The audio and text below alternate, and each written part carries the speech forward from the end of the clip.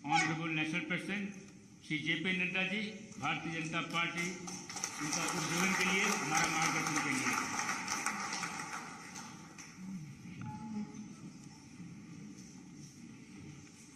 आज के 23वें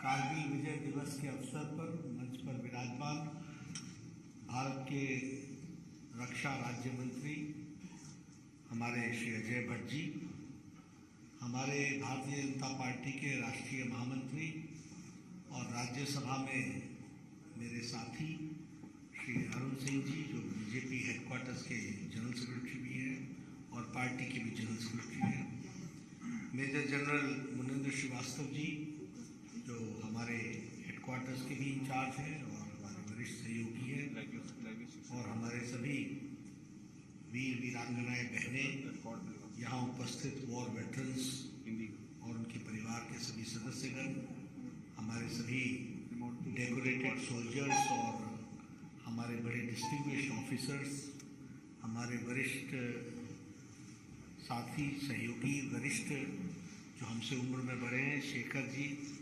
जिनके साथ मुझे राजनीतिक दायरे में भी काम करने का मौका मिला छत्तीसगढ़ के प्रभारी के रूप में, जब वो गवर्नर थे तब, तो शेखर जी के साथ वैसे भी मुलाकात हुई है, और मेरे मीडिया के साथी, प्रिंट मीडिया और इलेक्ट्रॉनिक मीडिया के मेरे साथी, हम सब लोग 23वां कारगिल विजय दिवस मना रहे हैं। 26 जुलाई को हमने कारगिल पर विजय हासिल की थी और कारगिल विजय दिवस के रूप में हम इसको मनाते हैं। इस बार भी श्रीवास्तव जी मेरे पास आए थे और उन्होंने कहा था कि आप 26 तारीख को क्या रहेंगे और कारगिल दिवस मनाना है और क्या हम मनाए कारगिल दिवस को। तो मैंने उस समय भी कहा था, मनाए ही नहीं, मनाना ही है और मैं हूँगा ही। तो बोले आप रहेंगे क्या? मैंने कहा मैं रहूँगा, बिल्कुल रहूँगा। और इस बार मैंने कहा था कि सिर्फ भाषण ही ना रहे, कुछ इलस्ट्रेटिव भी रहे। तो आपने अच्छा प्रयास किया है। ब्रिगेडियर खुशहाल जी ने अपने एक्सपीरियंसेस शेयर किए और आपने एक छोटी सी शॉर्ट फिल्म भी बनाई है, इसलिए पुरानी बातें तरोताज़ा भी मन पर होती हैं जब चलचित्र हम देखते हैं। तो इसके लिए भी मैं श्रीवास्तव जी और उनके टीम को मैं बधाई देना चाहता हूं कि उन्होंने विजय कारगिल दिवस में एक नयापन लाया। हमारे रक्षा राज्य मंत्री जी ने आपके सामने बहुत विस्तृत रूप से कारगिल के बारे में बताया, और खुशहाल जी ने, हमारे यहाँ एक शब्दावली है, आँखें देखी, तो अपने आँखों से देखा हुआ भी वो भी हमारे सामने उन्होंने वृतांत रखा, जो 3 महीने का है, मई जून जुलाई में जो गुजरा उस सारे को उन्होंने रखा और उसको खुद उन्होंने एक्सपीरियंस किया था। तो वो भी एक ताज़ा तस्वीर हम सबके सामने आई है और हम सबको ध्यान में आया है। हम सब जानते हैं कि लगभग 60 दिन से ज़्यादा की ये लड़ाई लड़ी गई। 527 हमारे वीर जवान शहीद हुए, लेकिन लड़ाई के अंदर लगभग 2 लाख भारतीय सैनिकों ने भी पार्टिसिपेट किया और एयरफोर्स की तरफ से लगभग 300 विमान ने कोई 5000 उड़ानें भरी और चारों तरफ से चौतरफा हमला करते हुए और हिंद महासागर को भी सुरक्षित करते हुए और पाकिस्तान को अपने सरहदों पर घेरते हुए इस लड़ाई को हमने विजय हासिल कराई है।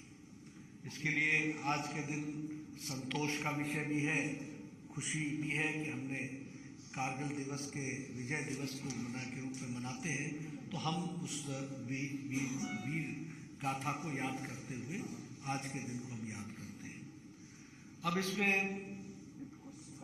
सब लोगों का नज़रिया अपना अपना है और सभी लोग अपने अपने ढंग से इन बातों को रखेंगे।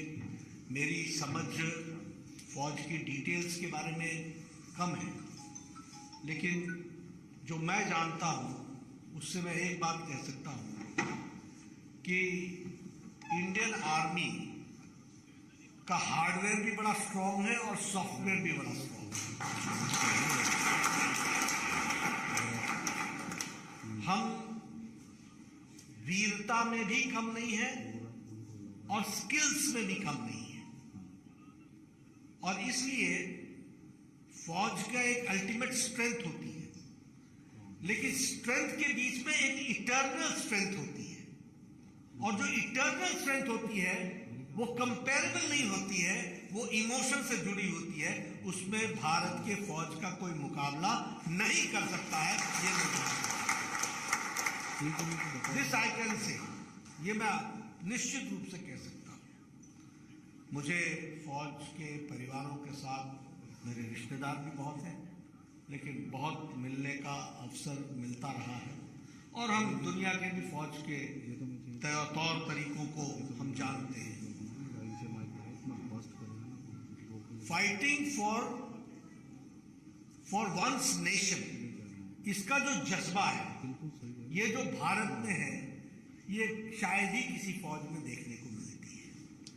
इसलिए मुझसे कोई पूछता है तो मैं हमेशा बोलता हूं, विजय विजय और विजय हमारी ही होगी और हमेशा होगी, इसको याद रखिए। भारत से कोई भी लड़ने आए, विजय हमारी होगी, इसमें कोई दो राय नहीं। और इसलिए ये हमारे शौर्य का, जिसको हम जो बोलते हैं इंडियन स्ट्रेंथ, ये बेसिक हमारी जो ताकत है, और ये ताकत संस्कारों से जुड़ी हुई है, ये हमारी संस्कृति से जुड़ी हुई है, ये हमारी राष्ट्रीयता से जुड़ी हुई है, ये कहीं और नहीं मिलती है। मैं इसको इस तरीके से कंपेयर नहीं करता हूं, लेकिन आप देखेंगे कैसे भारत के साधारण परिवारों से निकले हुए बच्चे दुनिया में आज अपना स्थान बना रहे हैं। वो क्यों बना पा रहे हैं? इसलिए क्योंकि उनका सॉफ्टवेयर इतना स्ट्रांग है कि वो विपरीत परिस्थिति में भी अपने आप को खड़ा कर लेना जानते हैं। ये उनकी ताकत है, और इसीलिए आज मैं इस बात को बड़े गौरव के साथ कह सकता हूं कि फौज की दृष्टि से जो कार्य हुए हैं और उसको हम लोगों ने आगे बढ़ाया है। एक बात मैं जरूर आप लोगों के साथ शेयर करना चाहता हूं, क्योंकि आप तो जमीन पर लड़ते हैं और आप धरती पर इंच इंच की लड़ाई लड़ करके देश की रक्षा करते हैं, और आपके कारण 130 करोड़ का देश दिवाली मनाता है, होली मनाता है, खुशहाली मनाता है। लेकिन नेतृत्व का फर्क क्या पड़ता है, इसको हमको जरूर समझना चाहिए। नेतृत्व का फर्क यह पड़ता है कि आप आउटकम्स ऑफ 62 वॉर देख लीजिए, आउटकम्स ऑफ 65 वॉर देख लीजिए। आपने 1971 में वो हासिल किया जो सेकेंड वर्ल्ड वॉर के बाद किसी ने हासिल नहीं किया। वो बांग्लादेश वॉर में हम लोगों ने हासिल किया, भारत की फौज ने हासिल किया।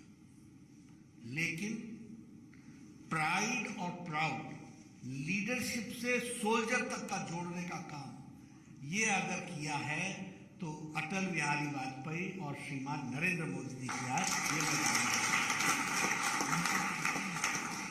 आज का दिन पॉलिटिक्स करने का नहीं है, इसलिए मैं कोई पॉलिटिक्स नहीं करना चाहता, लेकिन मैं ये तो जरूर बताना चाहूंगा कि till 2014 Indian arm forces was 20 years back as far as training is concerned।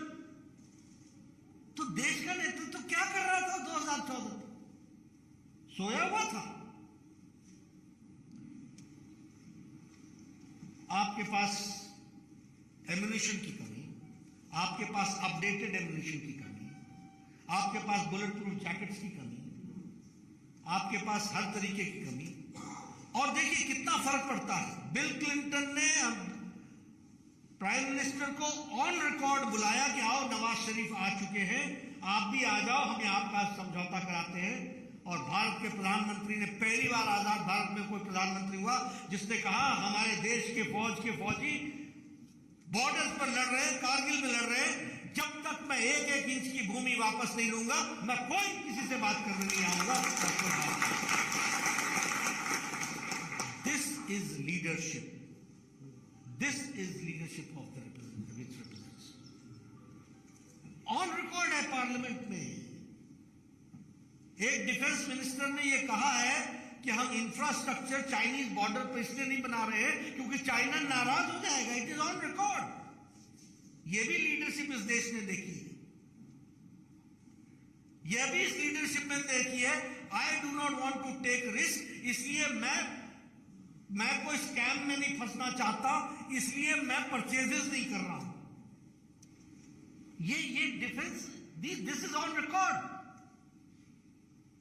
और डिफेंस की डील का दूसरा नाम स्कैंडल और स्कैम बन गया। Is it not a fact? Helicopter खरीदने जाओ अपैचे तो स्कैंडल, फलाना खरीदने जाओ तो स्कैंडल, गन खरीदने जाओ तो स्कैंडल, तोप खरीदने जाओ तो स्कैंडल। यानी आर्मी की तस्वीर क्या बना दी देश में। और आज मैं दावे के साथ कहना चाहता हूं और आपको बताना चाहता हूं कि आज लीडरशिप का अंतर क्या आया है। लीडरशिप का अंतर यह आया है कि इसी 8 साल के अंदर 36 Rafale fighters have been purchased by Indian air force और आज वो बेड़ा का पार्ट बन चुका है। इसको हमको समझना चाहिए। 28 Apache attack helicopters are with India. 15 Chinook choppers are there. Air missiles from Israel is there. Now, for 145 ultra light howitzers are there. 100 KN Vajra artillery guns are there. 1.8 lakh bulletproof jackets are there. And now India is not importing but exporting jackets, bulletproof jackets. ये भी हमको समझना चाहिए। 5 lakh AK-203 assault rifles have been replaced, जो 22 years से नहीं replace हुए थे, they have been replaced. 5 squadrons of 400 surface air missile systems are in place and missile tracking ship जो है वो भी हिंदुस्तान प्रोड्यूस कर रहा है। यानी 7 साल के अंदर मैंने आपके सामने ये गिना दिए कि these are the things which has taken place। इसका मतलब लीडरशिप इज डिसाइसिव। और मैं तो देखिए फौज के अंदर रहा को अच्छी तरीके से जानता हूं, आप हमसे ज्यादा अच्छा जानते होंगे, लेकिन पहाड़ी आदमी हूं।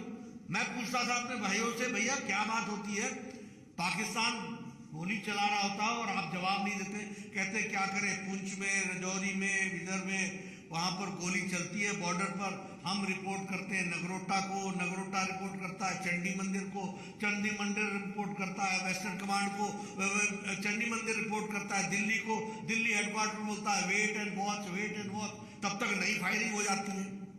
मैंने कहा व्हाट इज द डिफरेंस? बोला डिफरेंस ये है, need not look back, look in front and attack and then report to us. ये फर्क आ जाता है।